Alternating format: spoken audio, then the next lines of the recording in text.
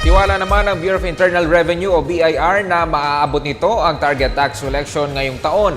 Sa tanggapan pa lang ng BIR sa Maynila, inaasang papalo sa 41 billion pesos na buwis ang makukolekta ng ahensya. Si George Bandola ang ating tagapagbalita. 60% ng kabuuang buwis na nakokolekta ng Bureau of Internal Revenue sa lungsod ng Maynila ay nanggagaling sa income tax returns.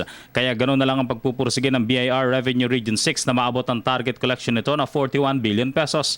With the program, we are implementing the strategies. Very confident kami na ma-attain namin yung 41 billion for RR6 Manila. Ang Maynila ang sinasabing bagsakan ng lahat ng mga produktong inaangkat mula sa ibang bansa. Hindi rin maiiwasan na marami ang nagpapalusot ng mga smuggled na produkto. Pero may partnership na raw dito ang BIR RR6.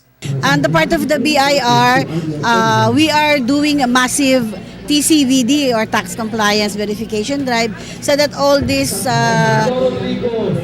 aliens or importers will register and file their tax returns and pay the correct taxes. Sa mga huling araw ng filing ng taunang ITR, tiniyak ng BIR na bibigyan ito ng mas mahabang oras sa mga taxpayers. Kasama ng 9 na Revenue District Officers ito mula sa Santa Cruz, Manila, Quiapo, Paco, Binondo, Tondo at Malate at mga RDO sa Palawan, Mindoro at Romblon. Magiging bukas daw mga RDO at BIR offices hanggang alas 5 ng hapon, ngunit magpoproseso ng mga papeles kahit hanggang alas 12 ng hating gabi. I have instructed our collection division to pursue the big ticket items accounts. So, this could help the region with the attainment of the collection target.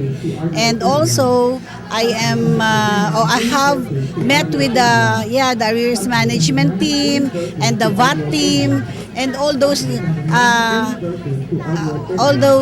people that could help the revenue district offices in their collection performance. Para sa Telebisyon ng Bayan, George Bandola.